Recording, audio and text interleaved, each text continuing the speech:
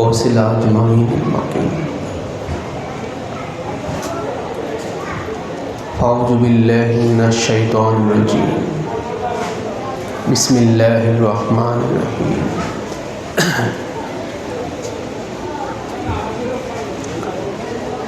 इन्नल्लज़ीना युज़ूनल्लाह व रसूलहु इन्नल्लज़ीना युज़ूनल्लाह व रसूलहु लअनहुमुल्लाहु फिद्दुनिया वल आखिरह व अद्द लहुम अज़ाबम मुहीना। सदक़ल्लाहुल अलियुल अज़ीम व सदक़ रसूलुहुन नबियुल हबीबुल करीम।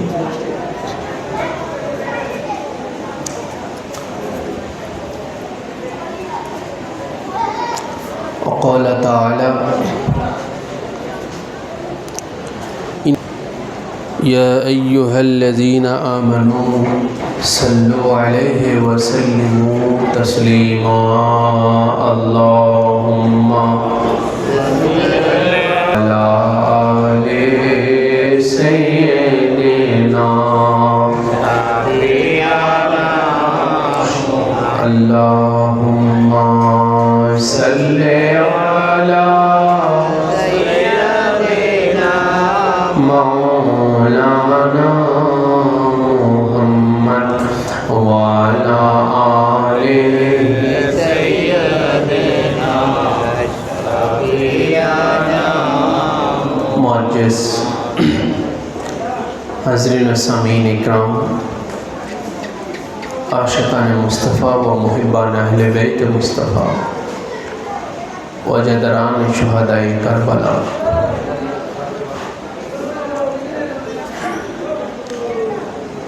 पवित्र माह मुहर्रम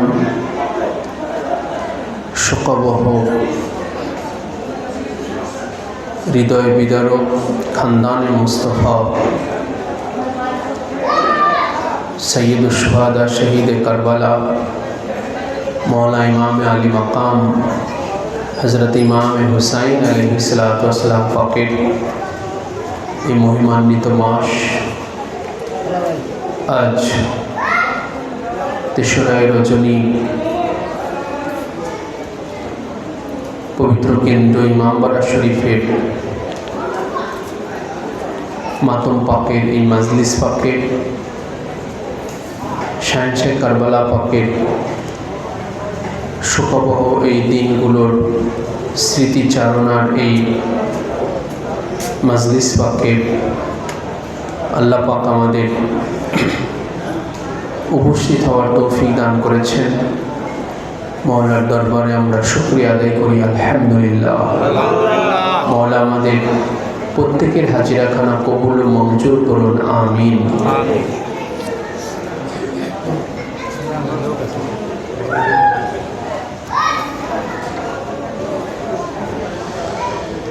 इमाम अली मकाम मौला हुसैन अलैहिस्सलातु वस्सलाम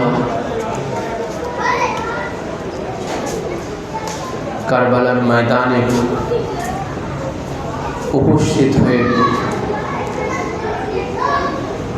তেনার আত্মীয় স্বজন এবং সঙ্গী সাথীদের উদ্দেশ্যে এই মর্মে ইরশাদ ফরমালেন যে আমি আমার আখির ঠিকানায় চলে আসছি। এটা হলো সেই কারবালার ময়দান যেটার নকশা নানাজান জনাবে মুহাম্মদুর রাসূলুল্লাহ সাল্লাল্লাহু তাআলা আলাইহি ওয়া সাল্লাম পাক থেকে বারবার জাহির হয়েছে, প্রকাশিত হয়েছে। যে জায়গার মাটি জিবরাইল আলাইহিসসালাতু ওয়াসসালাম হুজুরে করিম সাল্লাল্লাহু আলাইহি ওয়াসাল্লাম পাকের কাছে নাজরানা পেশ করেছেন। ইমাম পাক বারবার তেনার আত্মীয় স্বজন এবং সঙ্গী সাথীদের উদ্দেশ্যে এই মর্মে ইরশাদ ফরমাচ্ছিলেন যে দেখো এগুলো সেই ময়দান যেই ময়দানে मौलाए कायनात शेर खुदा मौला मुश्किल कुशा इमाम आली मकामेर अब्बाजान हुजूर पाक किबला व काबा सैयदना हज़रत आली अलैहिस्सलाम पाक तिनिও যখন সিফিনের ময়দানে যাচ্ছিলেন তখন এই কারবালার জমিনে তাশরিফ এনেছিলেন এবং সেই জমিনে মৌলায়ে কায়নাত পাক ইমাম আলী মাকাম মৌলা হুসাইন আলাইহিসসালাম পাকের শাহাদাতের দৃশ্য তিনি স্বপ্নের মধ্যে অবলোকন করেছিলেন, দেখেছিলেন। এই মর্মে বড় শাহজাদা পাক ইমামে হাসান আল মুজতাবা আলাইহিসসালাম পাকের উরু মুবারকের উপরে মৌলায়ে কায়নাত পাক যখন ওনার সার মুবারক রাখলেন, একটু তন্দ্রা থেকে উঠেই তিনি ক্রন্দন করতে লাগলেন। তখন বড় ইমাম পাক শুধালেন যে আব্বাজান, আপনি এইমাত্র আমার কোলের উপরে মাথা রাখলেন, একটু তন্দ্রা ভাব থেকে উঠে আপনি কাঁদছেন কেন?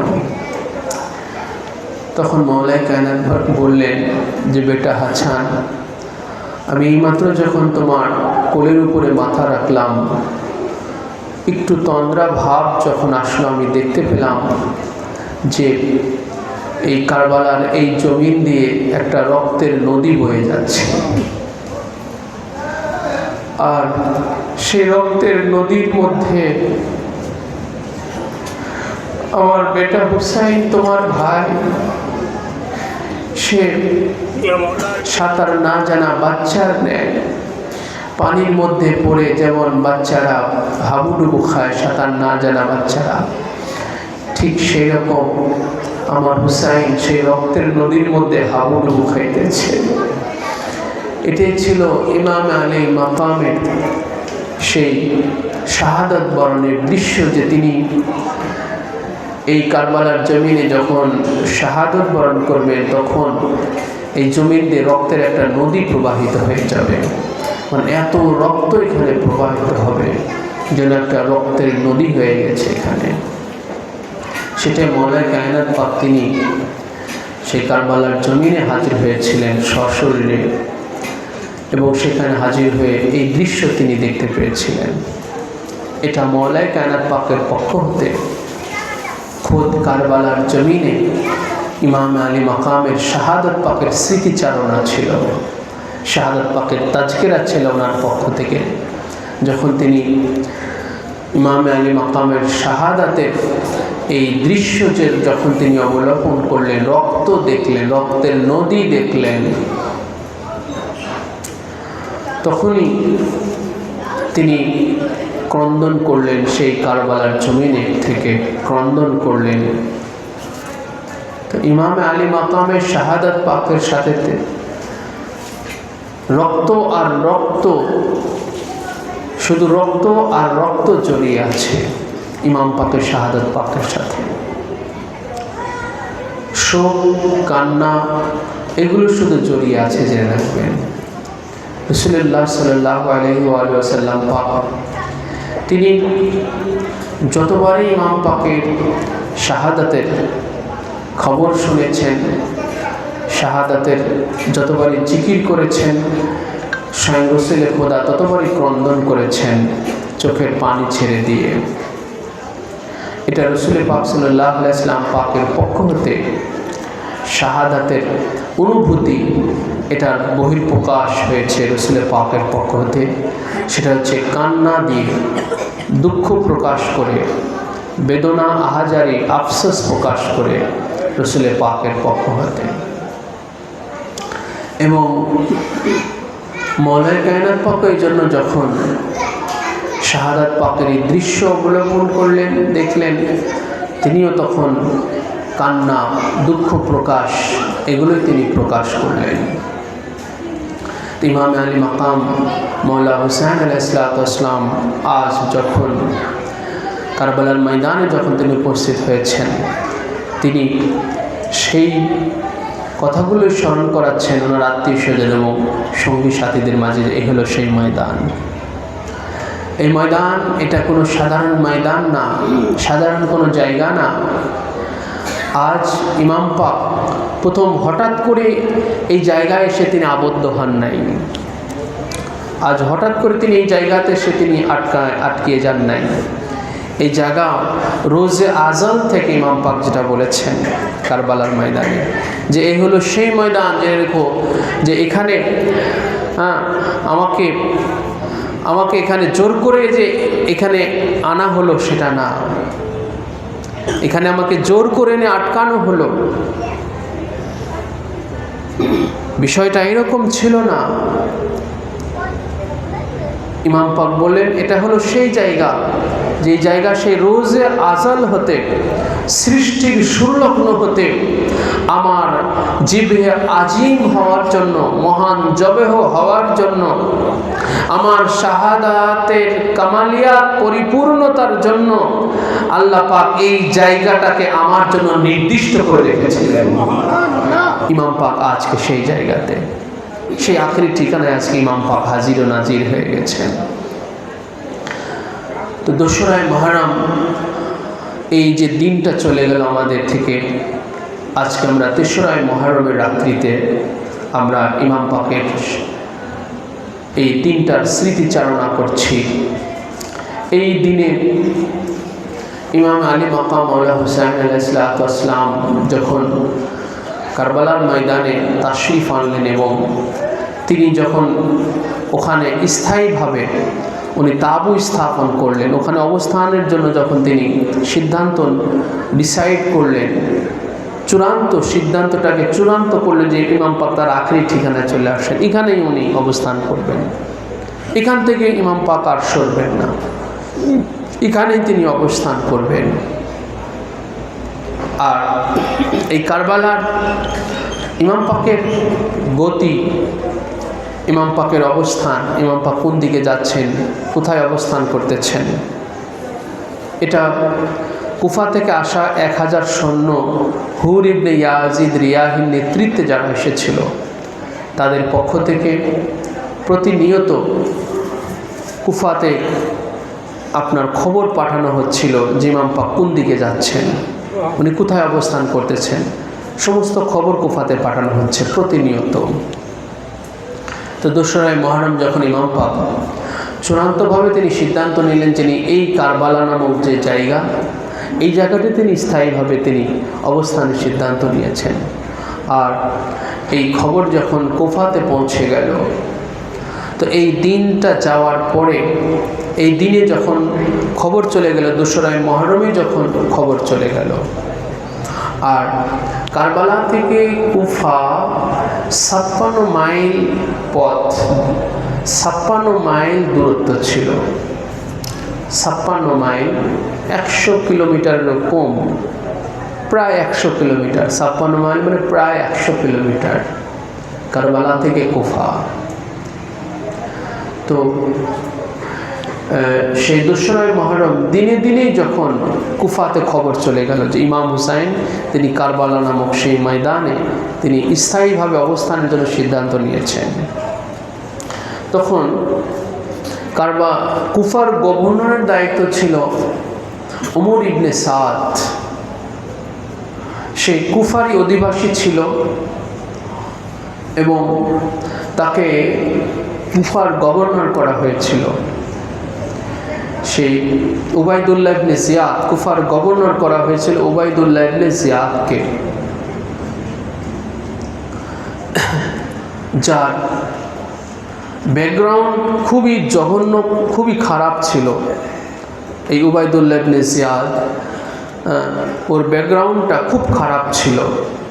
সে বরাবরই এই খানদানে মুস্তফা আহলে বায়াত পাকে আথার এদের বিরুদ্ধে তার অবস্থান ছিল, আহলে বায়াতের বিরুদ্ধে ষড়যন্ত্র এবং দুশ্মনীমূলক অবস্থান ছিল এই উবাইদুল্লাহ ইবনে জিয়াদের খানদানে মুস্তফা পাকের সাথে।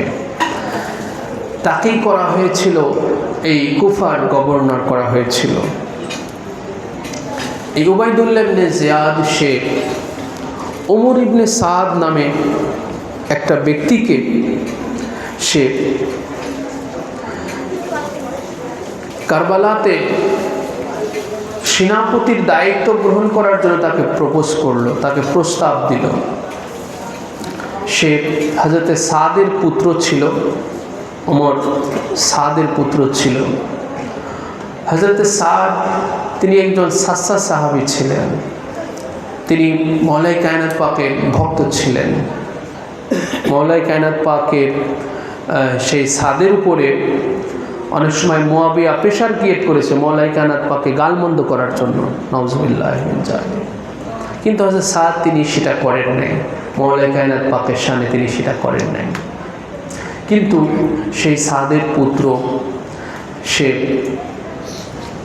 দুনিয়ার লোভে পড়ে, ক্ষমতার লোভে পড়ে, অর্থের লোভে পড়ে সে শেষ পর্যন্ত তার পরিবারের লোকজন তাকে বাধাও দিয়েছিল যে তুমি আহলে বাইত ইমাম হুসাইন নবী পাকের দৌহিত্রের বিরুদ্ধে তুমি যেও না। কিন্তু সে শত বাধা বিপত্তি সব অতিক্রম করে শেষ পর্যন্ত সে ৩রা মুহররম সকালবেলা সে সিদ্ধান্ত জানিয়ে দিল যে সেনাপতির দায়িত্ব নিয়ে সে কারবালাতে যাবে। এবং সেই এই ৩রা মুহররম প্রথম সেনাপতির দায়িত্ব নিয়ে ৪,০০০ সৈন্য নিয়ে, আগে ১,০০০ সৈন্য আগেই ছিল, কারবালাতে আসার আগেই ১,০০০ সৈন্য ইমাম পাককে ঘেরাও করেছিল। সে ১,০০০ সৈন্য ইমাম পাকের সাথেই কারবালাতে আসছিল। আর এই আজকের এই তারিখে এই রাত চলে যাওয়ার পরে যখন দিন আসলো, দিন আসার পরে ৪,০০০ সৈন্য নিয়ে ওমর ইবনে সাদ সে কারবালাতে আসলো, প্রথম পৌঁছালো। তো কারবালাতে আসার পরে ওমর ইবনে সাদ সে কুফার যারা নেতা গোছের ছিল, লিডার গোছের ছিল, সেই ৪,০০০ সৈন্যের মধ্যে তাদেরকে বলতে লাগলো যে তোমরা গিয়ে হুসাইন ইবনে আলী তাকে জিজ্ঞাসা করো যে সে কেন কারবালাতে আসছে। তো তাদের মধ্যে প্রথমে সবাই অস্বীকার করলো যে আমরা কি করে এটা গিয়ে জিজ্ঞাসা করব, কারণ আমরা নিজেরাই তো ওনার কাছে চিঠি লিখেছি কুফাতে আসার জন্য, আমরা নিজেরাই তো আমি নিজেই চিঠি লিখেছি। এরকম অনেকে স্বীকৃতি দিল যে আমি তো নিজেই চিঠি লিখেছি ওনার বরাবর কুফাতে আসার জন্য, আমি ওনার হাতে বায়াত হতে চেয়েছি, ওনার ইমামত গ্রহণ করতে চেয়েছি, ওনার পিছনে নামাজ আদায় করব, এইভাবে চিঠি লিখেছি, ওনার হাতে বায়াত হব, এইভাবে চিঠি লিখেছি। তা আমি কি করে এখন ওনার কাছে জিজ্ঞাসা করি যে উনি কেন এসেছেন কারবালাতে?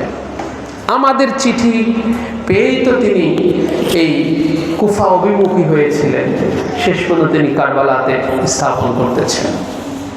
তো শেষ পর্যন্ত এক মালাউন বকবক্ত সে রাজি হলো ইমাম হুসাইন আলাইহিসসালামের কাছে গিয়ে এটা জিজ্ঞাসা করার জন্য। তো সে যখন ইমাম পাকের তাঁবুর দিকে গেল, তখন সে গিয়ে ইমাম পাকের লোক যারা ছিলেন, বিশেষ করে হযরত আব্বাস আলমদার, তাকে দিয়ে সে খবর পাঠালো ইমাম পাককে দিয়ে। হযরত আব্বাস আলমদার ইমামে আলী মাকাম মওলা হুসাইন আলাইহিসসালামকে সে যখন জানালেন যে হে মওলা, ওরা জানতে চায় যে আপনি কেন এসেছেন, তখন ইমাম পাক সেই চিঠির বস্তাটা তিনি নিয়ে এসেছিলেন কারবালা পর্যন্ত। যে চিঠিগুলো ইমাম পাক মদিনা শরীফে থাকা অবস্থায় ওনার কাছে পাঠানো হয়েছিল, মদিনাতে থাকা অবস্থায় ইমাম পাকের কাছে চিঠি পাঠানো শুরু হয়েছিল। সেই চিঠিগুলো নিয়ে ইমাম পাক মক্কাতে এসেছিলেন। মক্কাতে ইমাম পাক বেশ কিছুদিন ছিলেন। সেই মক্কা শরীফে থাকা অবস্থায়ও ইমাম পাকের উপরে তারা এতগুলো চিঠি পাঠিয়েছিল। মক্কা শরীফে কয়েকশো চিঠি ইমাম পাকের কাছে আসছিল। ঐতিহাসিকগণ বলেছেন যে 150 থেকে 1200 চিঠি ইমাম পাকে পাঠানো হয়েছিল। আর সেই জামানার চিঠিগুলো কিন্তু এরকম একটা কাগজের পৃষ্ঠা ছিল না। সেই জামানার চিঠিগুলো কিন্তু ওটার গেটআপই ছিল আলাদা, চামড়া দিয়ে, কাপড় দিয়ে আপনার দুই পাশে থাকতো, আপনার লাঠি থাকতো, ওটা দিয়ে মোড়ানো হতো। মোড়ানো হতো, এরপর ওটা এভাবে খোলা হতো। এক একটা চিঠি কিন্তু অনেক বড় বড়, কারণ সেই জামানাতে এইসব কাগজ আবিষ্কার হয় নাই, সে সময় কিন্তু এসব কাগজ আবিষ্কার হয় নাই। সেই লেখালেখির ছিল আপনার চামড়া, কাপড়, এগুলোর উপরে লেখালেখি করা হতো। তো 1200 চিঠি যদি হয়ে থাকে তাহলে সেটা কত? ইমাম পাক সমস্ত চিঠিগুলো কারবালাতে নিয়ে এসেছিলেন এবং সেই চিঠিগুলো ইমাম পাক উনি বের করে দিলেন, যে দেখো আমি কেন আজ কারবালাতে এসেছি। তারা জানতে চেয়েছে ইমাম পাকের কারবালাতে আসার রাজ শুধু এই চিঠি না, এই চিঠি শুধু না, ইমাম পাকের কারবালাতে আসার রাজ ওটা অত্যন্ত অন্তর্নিহিত ব্যাপার, নিগূঢ় রহস্যে ভরা, যে ইমাম পাক কেন আজ কারবালাতে এসেছেন। কিন্তু ওরা যখন জাহেরি দৃষ্টিকোণ থেকে যখন জানতে চেয়েছে, ওরা বাতিনি দিক তো ওরা জানে না যে ইমাম পাক কেন আজকে কারবালাতে এসেছেন, এই বাতিনি দিক তো ওরা আর জানে না। কিন্তু জাহেরি দৃষ্টিকোণ থেকে যখন ওরা জানতে চেয়ে যে ইমাম পাক কেন কারবালাতে আসছেন, সেটা বোঝানোর জন্য ইমাম পাক সেই চিঠিগুলো বের করেছিলেন, যে এরাই আমাকে, যারা আজকে জানতে চেয়েছে এরাই আমাকে চিঠি লিখেছে, তারা কুফাতে আমাকে দাওয়াত দিয়েছে, কুফাতে আসার জন্য তারা আমাকে এতগুলো চিঠি লিখেছে। তো আজকে ইমাম আলী মাকাম মৌলা হুসাইন আলাইহিসসালামের বিরুদ্ধে যখন কারবালাতে 4 থেকে 5,000 সৈন্য, এই 72 জন নিরস্ত্র মুসাফির কাফেলা, যে কাফেলাতে ইমাম আলী মাকাম মৌলা হুসাইন আলাইহিসসালামের সাথে নবী খানদান পাকের, মৌলাই কায়নাত পাকের ঘরের শাহজাদিগণ আছেন, এবং যে কাফেলাতে বয়স্ক বৃদ্ধ ব্যক্তিবর্গগণ আছেন, এবং যে কাফেলাতে অনেক শিশু বাচ্চারা, মাসুম বাচ্চারা আছেন, কোনো যুদ্ধের সেনাপতি, কোনো যুদ্ধের যিনি মহানায়ক, তিনি কখনোই যুদ্ধের ময়দানে কোনো বৃদ্ধ লোককে আনেন না যারা যুদ্ধ করতে অক্ষম। তিনি কখনোই ঘরের নারীদেরকে নিয়ে আসেন না, তিনি কখনোই সদ্য ভূমিষ্ঠ হওয়া বাচ্চাকে কখনোই যুদ্ধের ময়দানে নিয়ে আসেন না। তো ইমাম আলী মাকাম মৌলা হুসাইন আলাইহিসসালামের কারবালাতে আসা শুধু কারবালাতে যুদ্ধ বিগ্রহে, যুদ্ধ করার মানুষের, যুদ্ধ করার নিয়তে প্রস্তুতি নেওয়া মূলত আশা ছিল না। ইমাম পাকের আসার কারণ ছিল যে এই উম্মতের সংস্কার, উম্মতের সংশোধন, উম্মতের পরিত্রাণ। ইমাম আলী মাকামের এগুলো আধ্যাত্মিক তিনার লক্ষ্য ছিল, আধ্যাত্মিক দৃষ্টি ছিল ইমাম আলী মাকাম মৌলা হুসাইন আলাইহিসসালামের। আজ সেই লক্ষ্য, সেই মিশন, সেটাকে বাস্তবায়ন করার জন্যই আজ ইমাম আলী মাকাম মৌলা হুসাইন আলাইহিসসালাম কারবালার জমিনে, এই খোলা ময়দানে আজ মুসাফির কাফেলাকে নিয়ে ইমাম আলী মাকাম তিনার ঘরের নারীদেরকে নিয়ে, শিশু বাচ্চা, মাসুম দুগ্ধপোষ্য বাচ্চাদেরকে নিয়ে, বয়স্ক বৃদ্ধ ব্যক্তিগণকে নিয়ে ইমাম পাক আজ হাজারো হাজার সশস্ত্র বাহিনীর মাঝে আজকে ইমাম পাক তিনি মাহসুর হয়েছেন, আবদ্ধ হয়েছেন। এই জন্য আজকের এই 3রা মুহররমুল হারাম যখন ইমাম পাক 5,000, ইতিমধ্যেই দেখেন ইমাম পাক যেই দিন কারবালাতে তাশরিফ এনেছেন, তার পরের দিন ইমাম পাক 5,000 সৈন্যর সম্মুখীন হলেন। একদিন যেতে না যেতে ইমাম পাক 5,000 সৈন্যের সম্মুখীন হয়ে গেলেন। 5,000 সৈন্য ওনার চতুর্দিকে ঘেরাও করে অবস্থান নিয়ে নিল। ইমাম পাক এই 3 মুহররম থেকেই হাজারো হাজার সৈন্যের মাঝে তিনি মাহসুর হয়ে গেলেন, বন্দী হয়ে গেলেন। ইমাম আলী মাকামের উপরে দেখেন কারবালায় পৌঁছা মাত্র ওনার উপরে একটা জুলুম নিপীড়ন শুরু হয়ে গেলেন, ওনাকে বন্দী করা হয়েছে, ওনাকে আটক করা হয়েছে। যেখানে কিনা ইমাম পাক কারবালার এই জমিনে কদম পাক রাখার আগেই ওই পুরো এলাকাটাকে তিনি ক্রয় করে নিয়েছেন 60,000 আপনার দিরহাম দিয়ে। 60,000 দিরহাম দিয়ে ইমাম পাক তিনি পুরো কারবালার ওই পুরো এলাকা, গাজারিয়া বলা হয় এলাকাটাকে, সেই এলাকাটাকে ইমাম পাক খরিদ করে নিয়েছিলেন, ক্রয় করে নিয়েছিলেন। অর্থাৎ ইমাম পাক যখন কারবালাতে কদম পাক রেখেছেন, শরিয়াতের দৃষ্টিকোণ থেকেও উনি ক্রয় সূত্রে ওনার ওই জমির উনি মালিক। শরিয়াতের দৃষ্টিকোণ থেকেও ক্রয় সূত্রে ওই জমিনের উনি মালিক হয়ে ওই জমিনে উনি কদম পাক রেখেছেন। ওই জমিনের মালিকত্ব উনি খরিদ করে নিয়েছেন। দেখবেন আমরা যখন অনেক সময় যখন জমি খরিদ করি তখন দেখবেন আমরা ওর উপরে লিখে দিই, জমির উপরে অনেক সময় লেখা হয় যে ক্রয় সূত্রে এই জমির মালিক অমুক। এটা কিন্তু লিখে দেওয়া হয় অনেক সময়, তাই না? বোর্ড টাঙিয়ে লিখে দেওয়া যে ক্রয় সূত্রে। মানুষ সাধারণত কয়েকভাবে মানুষ এই জমির মালিকত্ব লাভ করে। প্রথম হচ্ছে ওয়ারিশ সূত্রে মানুষ জমির মালিক হয়, দ্বিতীয়ত ক্রয় সূত্রে হয়, তৃতীয়ত হেবা সূত্রে হতে পারে, তাই না? একজন আরেকজনকে দান করে দিয়েছে, হেবা সূত্রে আপনার সে মালিক হয়ে যেতে পারে। এরকম মালিকত্ব হওয়ার বিভিন্ন সূত্র আছে। ইমাম পাক ক্রয় সূত্রে ওই কারবালার ওই পুরো এলাকা, যেই শুধু কারবালার ময়দানটাই হচ্ছে 4 মাইল স্কোয়ার, চতুর্দিকে 4 মাইল করে। 4 মাইল কিন্তু কম না, তাহলে কত বড় একটা ময়দান, চতুর্দিকে 4 মাইল করে। মৌলা ইমাম আলী মাকাম মৌলা হুসাইন আলাইহিসসালামের উপরে আজকে এই 3রা মুহররম যখন প্রায় 5,000 সৈন্য ওনার চতুর্দিকে ঘেরাও করে আছে, এমনই দিনের এমনই দৃশ্যের স্মৃতিচারণা করলেন এই যে ইমাম পাকের মাহসুরি হালাত, ওনার বন্দি অবস্থা, বন্দি হালাত।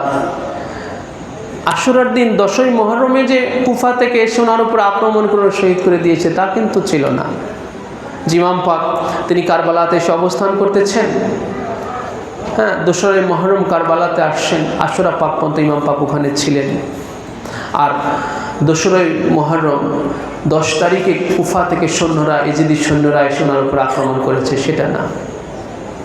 ইমাম পাক কারবালাতে পৌঁছার আগেই 1000 সৈন্য উনি ফেস করেছেন। 1000 সৈন্য এসে ওনার গতিবিধি লক্ষ্য করেছে, ফলো করেছে, যিনি কোন দিকে যাচ্ছেন, কি উনি কোথায় অবস্থান নিচ্ছেন। 1000 সৈন্য ওনাকে কারবালাতে পৌঁছার আগেই কুফা থেকে। এরপরে কারবালাতে পৌঁছার একদিন যেতে না যেতে 4000 সৈন্য নিয়ে চলে আসলো ওমর বিন সাদ। যে কিনা শেষ পর্যন্ত এই ওমর ইবনে সাদ শেষ পর্যন্ত ইমাম পাকের বিরুদ্ধে ইয়াজিদের হয়ে সে সেনাপতির দায়িত্ব পালন করেছিল। আর তার সাইডম্যান ছিল শিমার ইবনে জিলজাওশন লানাতুল্লাহি আলাইহিম। আল্লাহ পাকের লানত ওদের উপরে বর্ষিত হোক, সবাই বলুন আমিন। তো ইমাম আলী মাকাম মৌলা হুসাইন আলাইহিসসালাম খুবই কষ্ট পেয়েছেন যখন ওনাকে এইভাবে ঘেরাও করা হয়েছে। ইমাম পাক খুব কষ্ট পেয়েছেন এই দৃশ্য দেখে, নিঃসন্দেহে। যেটার স্মৃতিচারণা করেছেন আমাদের আকা ও মাওলা পর্দা হুজুর পাক কিবলা ও কাবা সৈয়দনা মানজানা মুর্শিদনা হযরত সৈয়দ শাহ মুস্তারশিদ আলী আল কাদরি আল হাসানি আল হুসাইনি আলা জাদ্দিহি নবিয়ানা ওয়া আলাইহিসসালাতু ওয়াসসালাম। পর্দা হুজুর পাক কারবালার শানে, শহাদায়ে কারবালার শানে, ইমাম আলী মাকামের শানে অনেক নহা পাক লিখেছেন। তারই একটা নহা পাকের মধ্যে ইমাম পাকের এই মাহসুরি হালাতের স্মৃতিচারণা করেছেন। আহলে বাইতি মুস্তাফা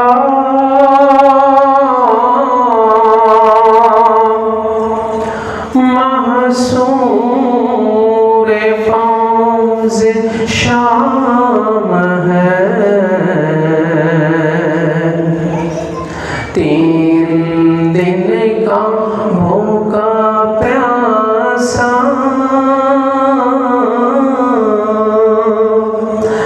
लश्कर इस्लाम है।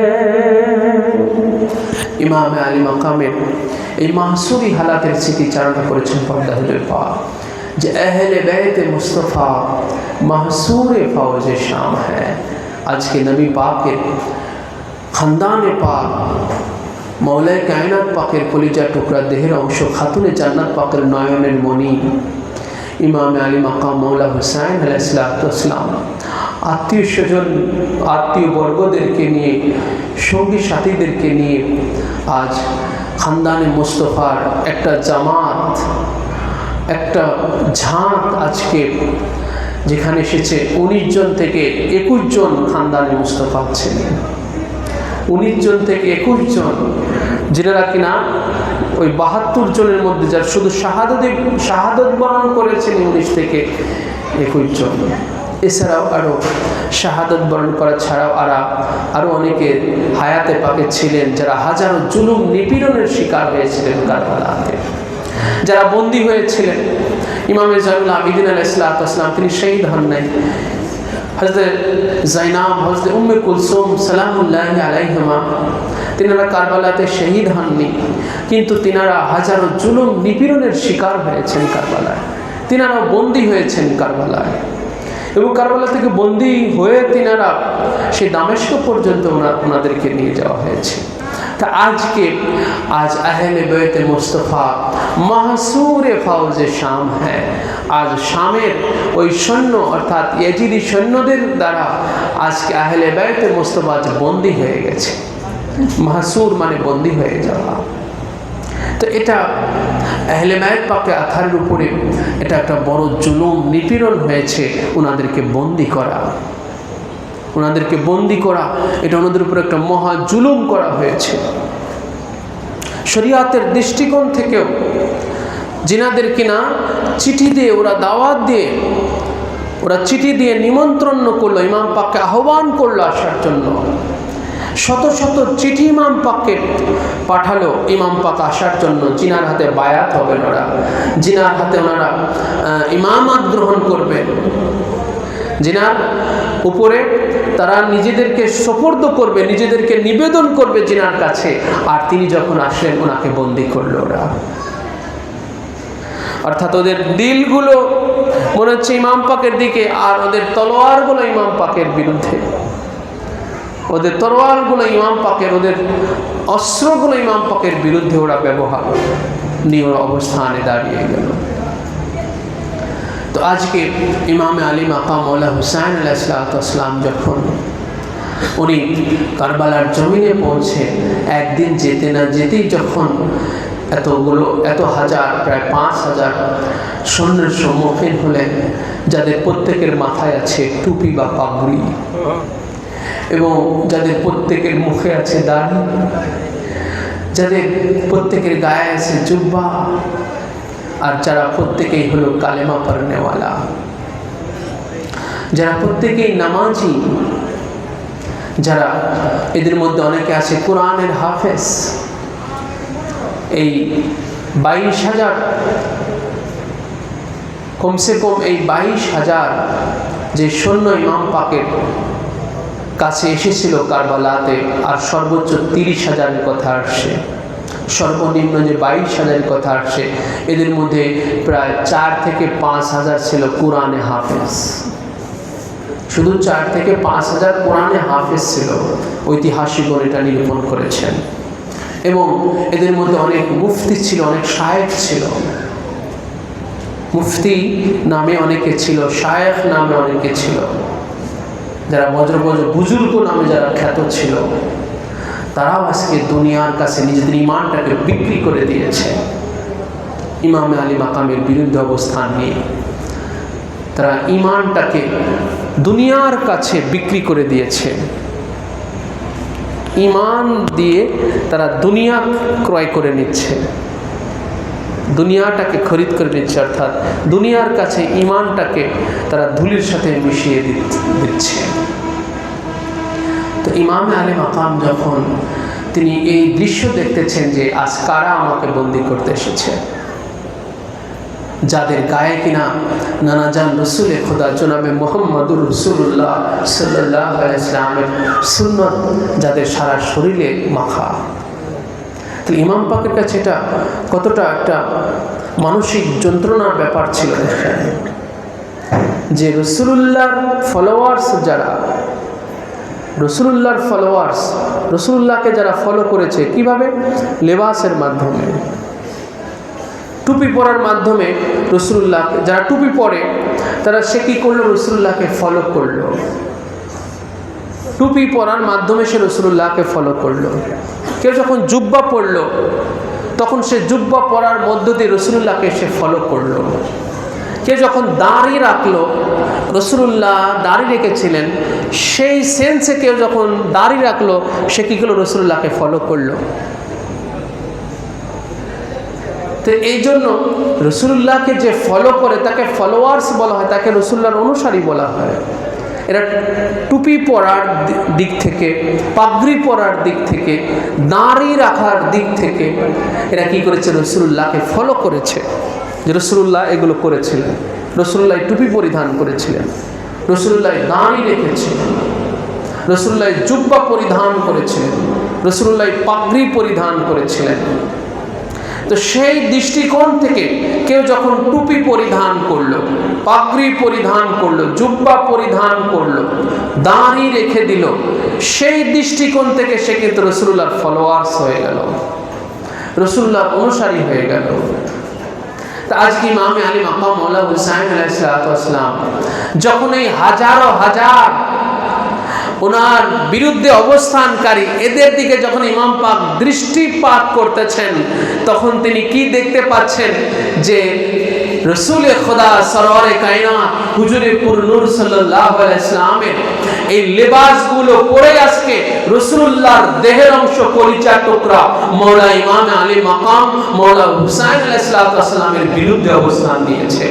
তাহলে এটা ইমাম পাকের কাছে কতটা কষ্টদায়ক ব্যাপার ছিল যে আমার নানা জানের ফলোয়ার হয়ে এরা, আমি আমার নানা জানের কলিজার টুকরা দেহের অংশ আমার বিরুদ্ধে আজকে অবস্থান নিয়েছে। তাহলে এটা ইমামে আলী মাকামের কাছে চিন্তা করে যেটা কতটা কষ্টের ব্যাপার ছিল, অনেক কষ্টের ব্যাপার ছিল। আর রাসূলুল্লাহ সাল্লাল্লাহু আলাইহি ওয়াসাল্লাম যখন দেখতেছেন ভাই কারবালায় কি হচ্ছে, আমার নবী দেখে কি দেখেন? বলেন দেখে কি দেখেন? হুজুর সাল্লাল্লাহু আলাইহি ওয়াসাল্লাম ইরশাদ করেছেন যে ইন্নাল্লাহা যাওয়ালিয়াল আরদা ফারাইতু মাশারিকাহা ওয়া মাগারিবাহা। আল্লাহ পাক এই জমিনটাকে আমার কাছে এত ক্ষুদ্র আকৃতি করে দিয়েছেন, এত ছোট করে দিয়েছেন, আল্লাহ পাক সংকুচিত করে দিয়েছেন এই জমিনটাকে আমার কাছে, যে ফারাইতু মাশারিকাহা ওয়া মাগারিবাহা, আমি পূর্ব এবং পশ্চিমের সব কিছু দেখতে পাই। তো হুজুরে পাক ভাই যখন বেসালে পাক নিয়েছেন, তো বেসালে পাকের পরে কে হুজুর দেখতে পান না? বলেন পারেন কি পারেন? এটা হলো আমাদের ঈমান, জেনে রাখবেন। হুজুরে পাক হায়াতে পাকে থাকা অবস্থায় যেরকম পূর্ব পশ্চিমের সব কিছু দেখতে পাইতেন, হুজুরে পাক বেসালে পাকের পরে তার চেয়ে আরো বহুগুণ বেশি আরো উনি দেখতে সক্ষম। এই বিশ্বাস আকীদা যদি কেউ না রাখে তো সে ঈমান থেকে খারিজ। এই বিশ্বাস আকীদা যদি কেউ পোষণ না করে তো সে ঈমান থেকে খারিজ হয়ে গেল। পাকের ব্যাপারে জানেন, এটা ঈমান। তো হুজুর বেসালে পাকের পরে কারবালা কি হচ্ছে উনি দেখেন কি দেখেন? ওনার কলিজার টুকরা, ওনার নয়নের মনে দেহের অংশ মওলানা ইমাম আলী মাকামের সাথে ওনার এই লেবাসধারীরা এসে তারা কি আচরণ করতেছে ইমাম পাকের সাথে, কি অবস্থান নিতেছে, ওনার সাথে কি বলতেছে, আমার রাসূলুল্লাহ সব শোনে কি শোনে না? ওনার সাথে ওরা এসে কি করছে আমার নবী দেখে কি দেখে না? তাহলে হুজুর সাল্লাল্লাহু আলাইহি ওয়াসাল্লাম পাকের শানে, ইমাম আলী মাকাম মওলা হুসাইন আলাইহিস সালামের শানে যখন কিনা ওরা বলা বলি করে ইমাম হুসাইন কি জন্য এখানে এসেছে, আমার নবীর কানে সেই কথাটা বাজে কি বাজে না? যখন ওরা এসে আজ একদিন যেতে না যেতেই যখন ইমাম আলী মাকাম মওলা হুসাইন আলাইহিস সালামকে এত হাজার এই রাসূলুল্লাহর এই লেবাসধারীগণ রাসূলুল্লাহর এই পোশাক পরিধান করে এতগুলো এই মুসলমান নামধারীরা যাদের মধ্যে কোরআনের হাফেজ আছে, যাদের মধ্যে মুফতি মুহাদ্দিস আছে, যাদের মধ্যে অনেক শায়েখ মুফতি আছে, এরা কিনা এসে ইমামে আলী মাকাম মাওলা হুসাইন আলাইহিস সালাম যখন ওনার চতুর্দিকে ওরা যখন অবস্থান নিল, ওনাকে বন্দি করে বসলো, তখন সেই দৃশ্যটা আমার নবী দেখে কি দেখে না? রাসূলুল্লাহর কাছে সেই দৃশ্যটা কতটা কষ্টের ব্যাপার ছিল। যখন ইমাম পাককে এইভাবে ওদের ইমাম পাকের বিরুদ্ধে যখন আর এই অবস্থানটা নিয়েছে, তো রাসূলুল্লাহর কাছে দেখেন সেটা কত কষ্টের ব্যাপার ছিল। রাসূলুল্লাহ যখন এই দৃশ্যটা দেখতেছেন যে মাওলা হুসাইন আলাইহিস সালাম তিনি যেন ওনার পৃষ্ঠ মোবারক থেকে যেন পড়ে না যান কখনো। হুজুর সাল্লাল্লাহু আলাইহি ওয়াসাল্লাম সিজদা থেকে নিজে থেকে মাথা উঠান নাই। হুজুর এর মাঝে সিজদাটাকে এত দীর্ঘ করেছেন যে সাহাবীরা তাদের সিজদা থেকে মাথা উঠায় নিয়েছে যে কি হলো আজকে রাসূলুল্লাহ কেন এত সিজদায় এত দীর্ঘক্ষণ তিনি অবস্থান করতেছেন, কেন আজকে তো দীর্ঘ সময় ধরে রাসূলুল্লাহ সিজদায় পড়ে আছেন, মাথা উঠায় ফেলেছেন সিজদা থেকে। রাসূলুল্লাহ তাকবীর দেন নাই, রাসূলুল্লাহ সিজদা থেকে আল্লাহু আকবার বলে উঠতেছেন না, কিন্তু পিছন থেকে সাহাবী মাথা তুলে ফেলেছে। উঠে দেখে সাহাবী যখন পিছন থেকে যখন মাথা উঠিয়ে ফেলেছে, সে দেখে যে রাসূলুল্লাহর পিঠের উপরে ইমাম হুসাইন আলাইহিস সালাম বসে আছে। তিনি আবার সিজদায় চলে গেছেন এই দৃশ্য দেখে যে রাসূলুল্লাহ তাহলে এই জন্যই তিনি সিজদা থেকে মাথা উঠছে কেন, যে ওনার হুসাইন ওনার পিঠের উপরে উনি বসে আছেন, অবস্থান করতেছেন। এই দৃশ্য দেখে ওই সাহাবী আবার সিজদায় চলে গেছেন। হুজুর পরে বলেছেন যে দেখো আমার হুসাইন আমার পিঠের উপরে, সে নিজে থেকে না নামা পর্যন্ত, তার খায়েশ না মিটা পর্যন্ত সিজদা থেকে মাথা উঠানো, এটাকে আমি সমীচীন মনে করি নাই, এটা আমি উঠাতে পারি নাই। আমি সিজদা থেকে মাথা উঠাতে পারি নাই যতক্ষণ না আমার পিঠে চড়ার খায়েশ তার না মিটেছে, নিচে থেকে সে যতক্ষণ না নেমে গেছে। যে হুসাইনের জন্য রাসূলুল্লাহ জামাতের নামাজের সিজদা লম্বা হয়ে যায়, আল্লাহু আকবার কাবীরা, তো সেই হুসাইন যখন আজ কারবালায় বন্দী হয়, তাহলে সেই দৃশ্যটা রাসূলুল্লাহর কাছে কতটা কষ্টের ব্যাপার ছিল, সেটা বুঝিয়ে ব্যক্ত করার মতো ভাষা আমাদের জানা নাই, সেই আবেগ অনুভূতিটা আমাদের আসলে নাই যে রাসূলুল্লাহর কাছে সেটা কতটা কষ্টের ব্যাপার ছিল। রাসূলুল্লাহ যখন নামাজ পড়েন, ইমাম হুসাইন আলাইহিস সালাম এসে যখন রাসূলের সাথে খেলা করেন, রাসূলুল্লাহ যখন নামাজ আদায় করেন, রাসূলুল্লাহর এক সময় হুজুরে পাকের সিনা মুবারকের নিচ দিয়ে যান, একবার ডান দিকে যান, বামে যান, একবার ওনার ঘাড়ের উপরে চড়ে বসেন। রাসূলুল্লাহ নামাজের সময় যখন রাসূলুল্লাহকে নিয়ে ইমামে আলী মাকাম যখন খেলা করেন, আর কোনো সাহাবী এসে যখন এই দৃশ্য দেখে, রাসূলুল্লাহকে যখন বলেন যে ইয়া রাসূলুল্লাহ ইয়া হাবিবাল্লাহ, এই বাচ্চাটা কি আপনার নামাজের ব্যাঘাত ঘটালো না? শুধু এতটুকু ওই সাহাবী যখন ব্যক্ত করেন যে ইয়া রাসূলুল্লাহ, এই বাচ্চাটা কি আপনার নামাজের ব্যাঘাত ঘটালো না? এই যে রাসূলুল্লাহ একবার ওনার সিনা মুবারকের নিচ দিয়ে এক সময় চলে যাচ্ছেন, এক সময় ডানে বামে, এক সময় সামনে এসে বসতেছেন, এক সময় ঘাড়ে চাপতেছেন। রাসূলুল্লাহ এতটুকু ব্যক্ত করাতে রাসূলুল্লাহ সাল্লাল্লাহু আলাইহি ওয়াসাল্লাম সেই সাহাবীর উপরে তিনি রাগান্বিত হয়ে যান, জ্বালানি হয়ে যান। আর যে কাজ নিয়ে রাসূলুল্লাহর কাছে সে আসছে, সেই কাজটাকে ছিঁড়ে টুকরো টুকরো করে আবার তার উপরে ছুঁড়ে মেরে দেন। এবং হুজুর সাল্লাল্লাহু আলাইহি সাল্লাম বলেন যে মান লাম ইয়ারহাম সগীরানা ওয়া লাম ইউক্কির কাবীরানা ফালাইসা মিন্না, যে আমার ছোটদের প্রতি মায়া করে না, যে আমার ছোটদের প্রতি স্নেহ করে না এবং আমার বড়দেরকে সম্মান করে না, ফালাইসা মিন্না, সে আমার মধ্যে নাই, সে আমার দায়িত্বে নাই, সে আমার উম্মতের মধ্যে নাই। নারায়ে তাকবীর, নারায়ে রিসালাত, নারায়ে হায়দারি, নারায়ে হাসান, নারায়ে হুসাইন, নারায়ে কাউস। হুজুর পাক সাজ্জাদা রাশিদ আজরা সৈয়দ শাহ ইয়াসুফ আলী আল কাদরি, মেদিনীপুর দরবার শরীফ। তো ভাই, মওলা ইমামে আলী মাকাম মৌলা হুসাইন আলাইহিসসালামের শানে কোন সাহাবী যখন ব্যক্ত করেন যে রাসূলুল্লাহ এই বাচ্চাটাকে আপনার নামাজের ব্যাঘাত ঘটালো না, আর তার শানে কিনা রাসূলুল্লাহ বলেন যে আমার ছোটদেরকে অর্থাৎ আমার হুসাইনকে, আমার হাসানকে, আমার হুসাইনকে, আমার খানদানের ছোটদের প্রতি যারা মায়া করে না, দয়া করে না, স্নেহ করে না, রাসূলুল্লাহ বলেন সে আমার দায়িত্বে নাই, আমি আমার দায়িত্ব থেকে তাকে আমি বিচ্ছিন্ন কাটা করে দিলাম।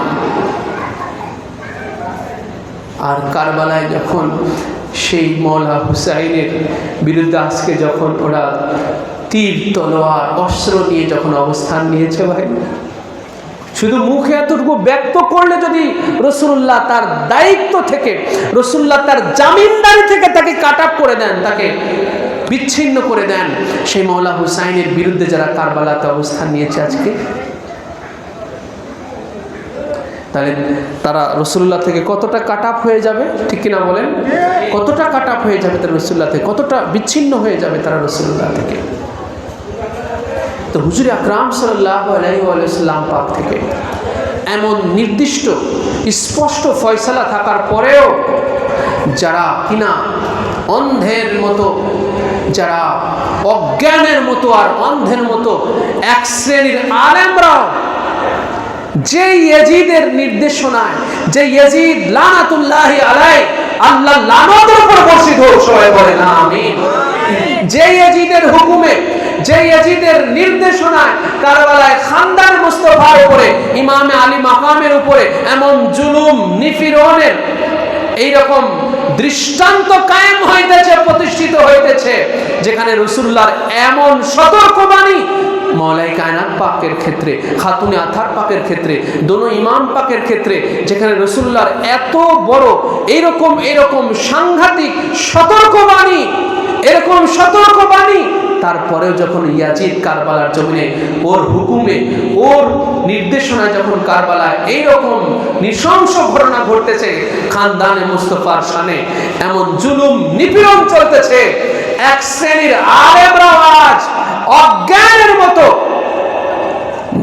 জাহেলের মুরাক্কাবের না, এক শ্রেণীর আলেমেরা সেই ইয়াজিদকে সাপোর্ট নিয়ে কথা বলে, চিৎকার দিয়ে বলুন নাউযুবিল্লাহ মিন যালিক, নাউযুবিল্লাহ মিনাল যালিক। ইয়াজিদকে সেভ করতে চায়, ইয়াজিদকে সেভ করতে চায়, এরপরেও ইয়াজিদকে সেভ করতে চায়। তাহলে এবারে বুঝেন যে এরা রাসূলুল্লাহর দায়িত্ব থেকে, রাসূলুল্লাহর জামিনদারি থেকে কতটা বিচ্ছিন্ন হয়ে গেছে। এগুলো স্পষ্ট বোঝা যায়, এগুলো স্পষ্ট বোঝা যায়।